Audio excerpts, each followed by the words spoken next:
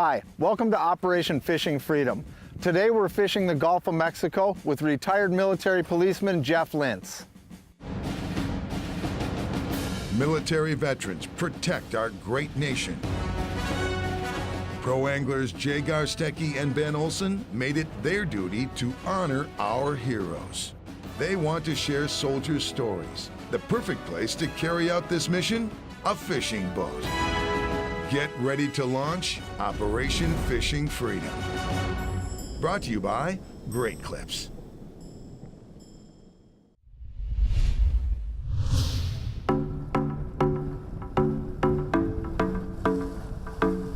Jeff Lince rigs up to cast. This is my passion. Truth be told, this Army veteran lives for fishing. Suppose that's why he now calls Florida home.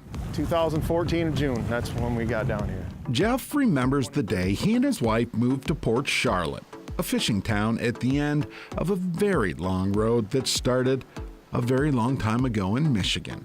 My parents are both from the upper lower northern Michigan. Does that make sense? It's upper Michigan but lower peninsula. Okay. So they call it upper lower. Got it.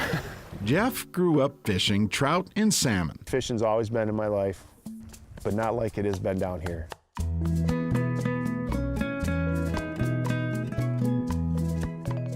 This is unbelievable down here. Yeah, look around. This is heaven right here. He also braved harsh Great Lakes winters. January would come, I'd go and coyote hunt until March. That's what I would do. And it was, your choice of not going out and sitting around doing nothing, or go out and sit in 30 below zero weather and hunt. I couldn't. I'm not a sitter. I don't like to sit down. I like to go. I'm a goer. Exactly why a slow start to the fishing Look at him, you can see him. See him? will not slow this guy down. Where? Oh, right there on the sandbar. What is that? Freaking redfish. Is it? Oh, there it is. Oh, it's a ladyfish. Good bait. Fish is a fish. Poor man's tarpon. Poor man's tarpon. Got one in the boat. On the board. Should have kissed it. Jeff still remembers high school. I'm not a guy to be in school too much, so I decided military was the best thing for me, and I just told my mom I was gonna be out of the house by the time I was 18 years old. So that's what I did. I joined the military. He signed on with the Army by choice. It was about the only branch of the service that guaranteed your job in writing. Oh, okay. So when I joined, I had no question in my mind I wanted to be a cop. So MP, huh? Yeah. Is that what you did the whole time? Yes. Yeah. Eyes on the vehicle. I went in basic training, and actually our military police school and basic training were all in one. Agrees to put somebody here. And when I graduated in March, I was officially a military police officer. Felt like I was doing something right, I thought I was doing something for the country, our country. I just wanted to not be a burden to anybody. I wanted to be independent, and so that's why I went in the military. First assignment, security patrols in Germany. I was kind of nervous. I didn't know what to expect, Basically, it's southern Bavaria. It's a great place to be. It's beautiful there.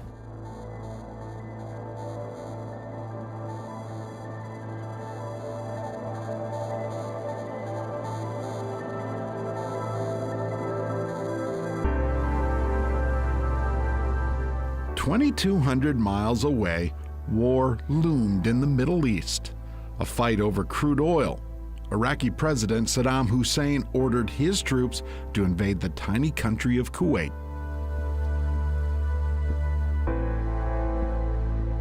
They needed a half a dozen MPs to escort some really highly sophisticated equipment to the desert.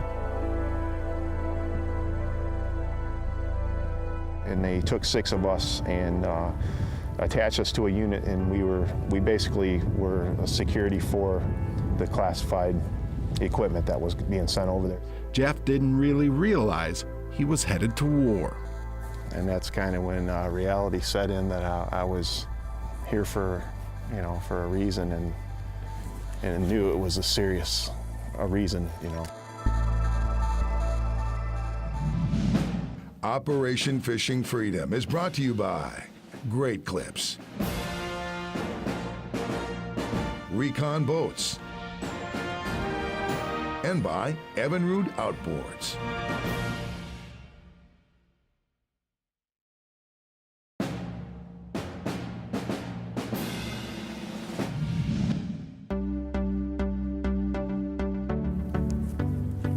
In fishing, Look, there's another raccoon. always expect the unexpected. Yeah, low tide, baby. Buffet. Oh, there it is. They're on, both of them. With one or the Oh, other. it's ladyfish. I think. Which rod do you want me to grab? This one. All right. He's on this one. Oh my God, like a world record ladyfish. Jeff Lince knows about the unknown. Easy killer.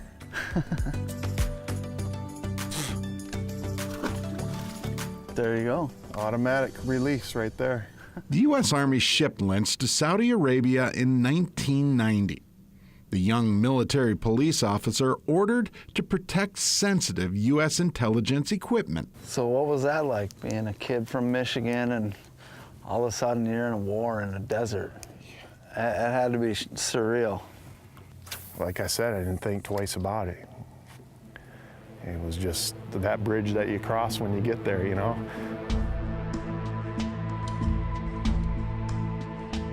On January 17, 1991, a coalition of 35 nations invaded Kuwait. They hoped to clear the country of Saddam Hussein's Iraqi troops. The U.S. codenamed the operation Desert Storm.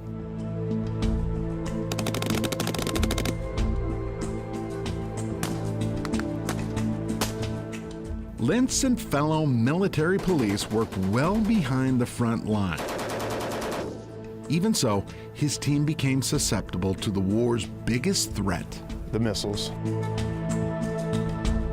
The chemical agents that they figured they were going to use on us. That was my biggest fear. Exactly why Jeff's unit constantly drilled with gas masks and chemical suits.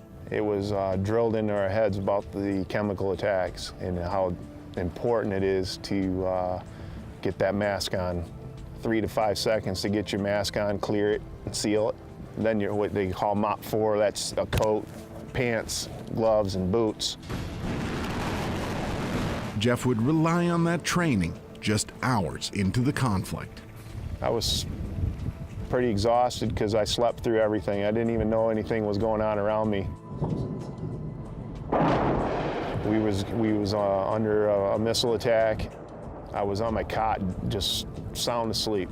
And there's people screaming and yelling, running around, alarms going off, and all I remember is my squad leader coming on, just, man, he was pounding on me. Get your mask on! Get your mask on! And I woke up and looked at him, and he's standing over top of me, and all I can remember is that sound that he had in his muffled face was, "Get your mask on." He kept saying, "Get your mask on, get your mask on." And Get your mask on! And I remember as I was putting my mask on, I seen 3 flashes out of the side of my corner of my eye. It was outside. And when I looked, and I heard 3 concussions, just boom, boom, boom. And seconds later, a wave of wind come through. That was probably felt like it was 150 degrees. It was hot. My neck was burning, my arms were on fire, and I thought that I was exposed. And I just sat there in MOP 4. I couldn't do nothing but sit there and deal with it. And I thought I was a goner, man. I sit there and prayed, and I prayed for an hour, probably. You know, don't let me go this way. I do not want to go this way. I want a fighting chance. Operation Fishing Freedom is brought to you by Great Clips, SKB Cases, and by St. Croix Rods.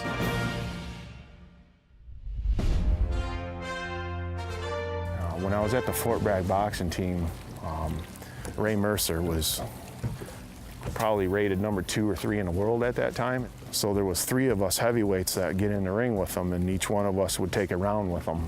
I worked them so good that I got a phone call from Great American Boxing and asked me if I was interested in continuing my boxing career.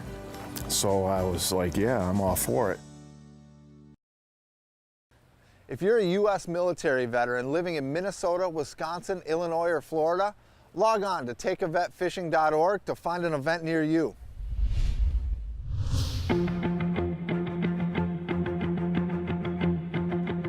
This is heaven right here. Yeah, this is awesome. Gorgeous day, fish freaking everywhere. Everywhere you look, there's fish. Fishing guide Ben Olson and Army veteran Jeff Lince just cannot stop casting. Oh, good Lord. Oh, that's good bait. Good bait. Good bait. Florida's intercoastal fishing makes most anglers giggle. Oh, that's a trout. It's a trout. Holy crap. Surprise. Lince loves this lifestyle, a far cry from his time as a military police officer. Back in 1991, Lince found himself caught in the crossfire of Desert Storm's first battle. I thought that was it. Oh, man. Jeff remembers his squad leader suddenly waking him from a deep sleep. I seen that flash and I turned and looked, and then I see 2 more flashes like simultaneous. And then the detonation. Ba-boom, ba-boom, ba-boom, like that. And they were super, super loud. I mean, I felt the concussion. The wind that came from it was 100 degrees. Then I started feeling my back of my neck and my arms were on fire. I mean, on fire. And I thought for sure, you know, we got hit with chemicals. He huddled in darkness, frozen by adrenaline and fear. As I thought I was dead. I knew I didn't want to go that way. And I wanted to fight my way out, but I knew I couldn't. So I just sat there like a duck in the water, you know? And that was the worst feeling in the world. The blast would turn out to be the launch of U.S.-guided Patriot missiles, their installations just outside Jeff's barrack windows. Those arms would intercept and harmlessly knock out the Iraqi Scots. I, at that time, didn't know it was Patriots. But that was it? You thought that was it for a minute? I thought that was it. Oh, man. That's incredible. I can't imagine the fear of, like you said, the helplessness, the powerlessness. That was the biggest thing, is feeling helpless. Yeah, it's something that's marked in my mind, and I'll never get rid of it ever. Lince's tour would end months later. He would come home to the U.S. and Fort Bragg. The unit that I went to was a 16th MP Brigade, and it's one of the only airborne air assault MP units in the Army.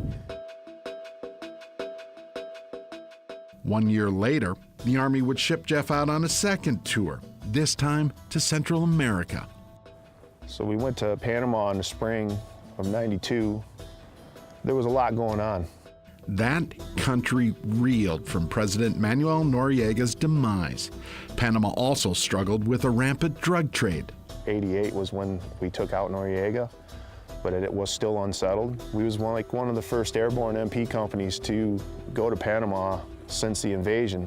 Lince ran security patrols and escorts in the shadow of an angry Panamanian population. The stress and trauma of Desert Storm still gripped Lince. They started throwing rocks at us, and they didn't like Americans. I remember coming back from an airport, and somehow we lost the tires on the bus. And there was a pedestrian bridge going across that, and it wasn't maybe 100 yards in front of us, and probably within 10 minutes it filled with Panamanians, and then they started coming up on the sides of down the road, you know, and I remember a Panamanian police officer come up on his motorcycle and just told us, get going and don't stop. So we drove on rims to get out of that area, and I could hear all this Panamanian screaming at us, and so it was not a good situation. That would be Jeff's last tour of duty. He retired and came home to Michigan for good. I felt really lost. Felt like I didn't have any purpose anymore. You know, I went to college, and I made it through one semester. I pushed through that first semester, but I had a lot of anxiety sitting in class. Truthfully, that's kind of where my life spiraled downward. I felt like I couldn't do nothing anymore.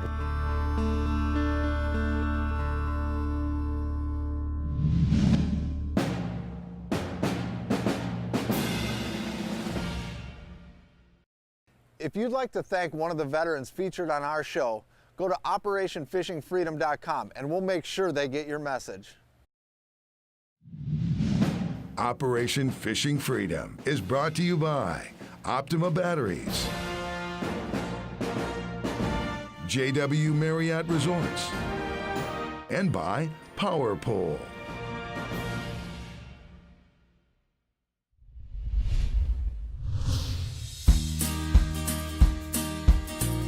Here we go.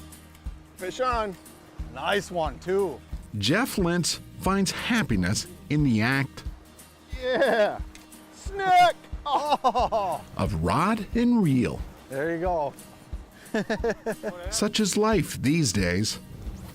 Jeff retired from the Army after 2 tours in Panama and the Middle East. Life after Army proved overwhelming. Jeff tried college, but quickly dropped out. It was upsetting. It was upsetting that I served 4 years as a cop in the military, and yet the civilian police departments won't hire you because you don't have a college degree. Truthfully, that's kind of where my life spiraled downward. I felt like I couldn't do nothing anymore. You know? He divorced and became a single dad. He raised a 3.5-year-old daughter while dealing with war's darkest side. I went downhill with that. I ended up working in construction because that's about the only thing that I could tolerate. And I had a hard time tolerating that too. Jeff persevered, and then one day, something special happened.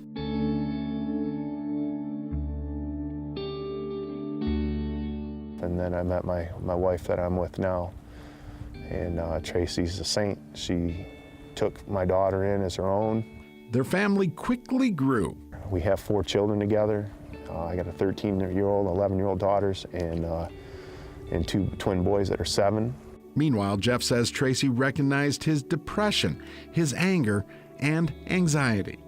So together, the family made a decision.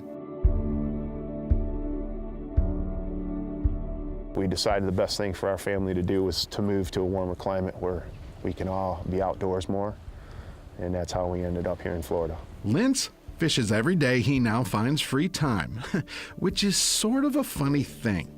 You see, he's got a lot less of it, thanks to Florida angler Jack Phillips. American Tackle, which is their main office is in Oviedo, up by Orlando, approached me about doing a rod building seminar for some wounded vets. And the intent was to introduce rod building to these vets. So Jack took me under his wing and started teaching me how to build rods.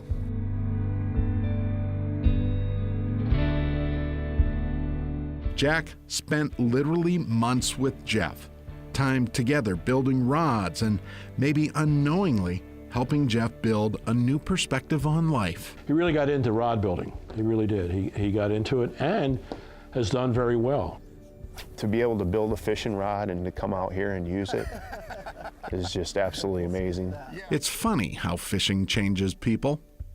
So speaking of custom rods, We have this rod we'd like to give you. Oh my gosh. It says your name on there, handcrafted for Jeff Lince. Oh my God. It's got all the branches of service on there. It's got our logo on it. Oh. We had that built just for you. A life jacket and some sun gloves, just some Oh, stuff to look at keep you that. out on the water. That's fantastic. Look And at wait, that. wait a second, look at this. I'm laughing because I've been wanting one of these shirts, and just today I'm bugging the hell out of Ben. Hey Ben, when can you get me a shirt? I'll pay for it, you know, and here you are. You gotta get those boys out fishing. You're gonna have to get some more tackle.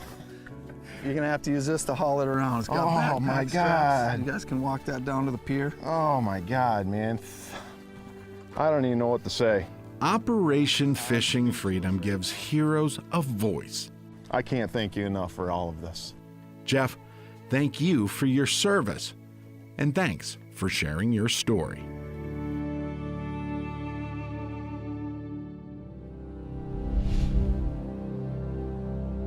If you know a veteran you'd like to see on the show, nominate them at OperationFishingFreedom.com.